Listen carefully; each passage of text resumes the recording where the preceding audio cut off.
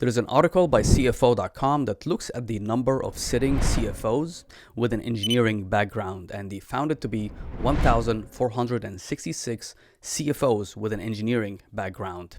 And by looking at the profiles of CFOs they listed here in the article, the first one is a CFO of a big public company, Visa, and his background is from the Indian Institute of Technology with an undergrad degree in engineering. The second one, also a chief, and his background is in engineering. Here you can see bachelor's engineering.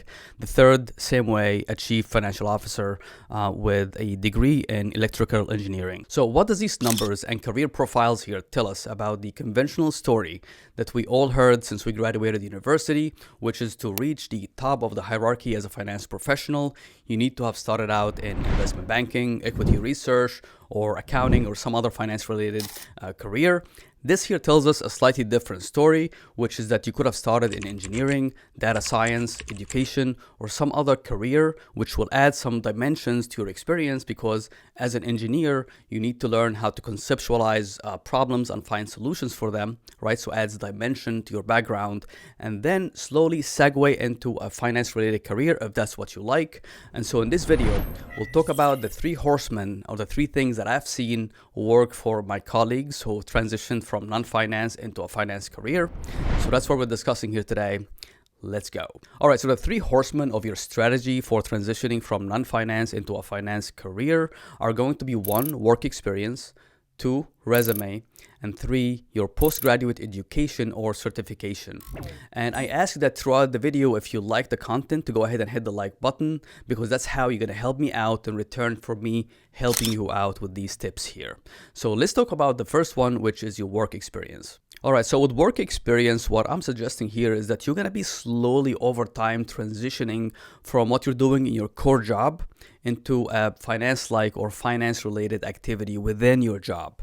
So let's take an example here just to drive this home a little bit more. Let's say you're an engineer working on a project like building a bridge, right? So typically what that would entail is creating the initial drawings for the bridge, making a plan for buying the material and hiring the labor necessary for it, and then generally just project managing the building process of that bridge. Right. What I'm suggesting here is that you're going to find finance related activity within that project, like creating a budget, for example. So the two areas that are going to be finance related in that project could be budgeting or procurement, right? So we're budgeting. You're going to get closer to the financial statements of building that project, whether there's going to be some sort of income from collecting tolls from riders who go into that bridge, and then the expense or the cost, which is the amortized cost of building that bridge over time, right? So you're going to get into the process of creating the budget for building the bridge, which is going to include the cost of labor, cost of material, and how that's going to be recouped over time, either through revenue or either through some kind of federal or government grants over time. So the budgeting process is going to be very helpful for you in this case. The second option is going to be procurement, or the process of buying things necessary for that bridge.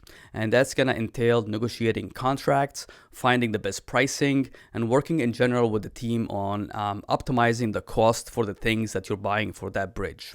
So now you're an engineer working on that bridge, but at the same time, you're working on a finance-related activity that's going to help you segue yourself into working in finance in the future. All right, so that's your first horseman in your strategy to transition into finance, which is your work experience. And before jumping into your second horseman, which is your resume, I wanted to announce that I'm starting an accounting community on school.com, a community of accountants and controllers, financial analysts who get together and ask questions, and it's going to be moderated by me. So you can ask me questions.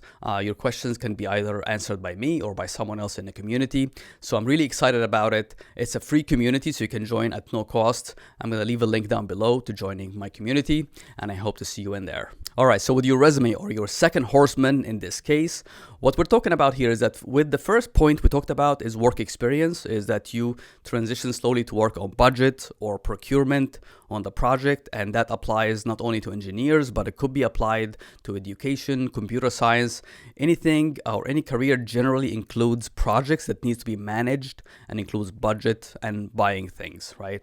So that's your work experience. Now with the resume, there are two things here that we can work on to make sure that we can transition successfully into finance. The first one is that you need to do enough of budgeting or procurement to be able to put it in your resume and generally be able to talk about it in a job interview, right? That's the first thing.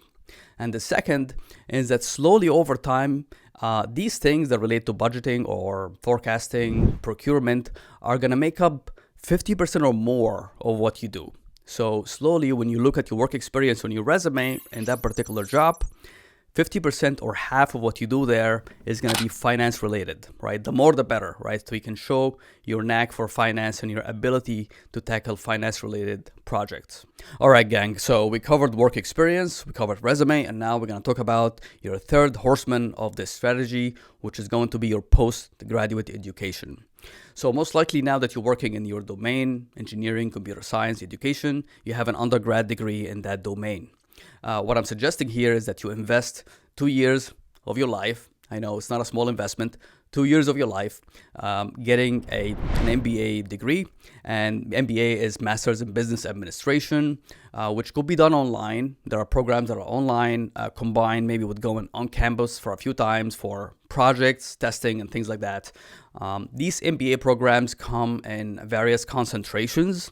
So they could be in marketing, leadership, business management, accounting, finance. The ones that we are talking about here and focused on are going to be in finance, corporate finance, or accounting, right? It's an investment in your career, not a small one, 2 years and possibly 50 grand, but it is an investment in your career, and ultimately it's going to make a huge difference if you want to transition into finance. As a second option, if you don't want to invest 2 years of your life doing this, right? There is a CMA designation, so you can apply and sit for an examination for CMA or Certified Management Accountant, which is going to be nice. It's going to be, you learn through it. It's going to go next to your name and your LinkedIn profile, and it's going to add value to your career as you transition into finance. So these are to recap, the three horsemen of your strategy are going to be work experience, transition slowly over time, taking over finance related stuff in the project within your work. Second is resume. Build up what you do slowly over time to maybe get to 50% of what you do in your job. That's going to be finance sounding at least, or finance related. And then the third horseman is going to be postgraduate education, taking an MBA program as an option one, or if not, maybe a CMA designation. So that's been the topic of this video today. I hope that you liked it. It added value to you. If it did, smash that like button, subscribe to the channel, and I don't know, if you know somebody who is interested and maybe wanted to make a move, send this video along their way, and I'll see you in the next one.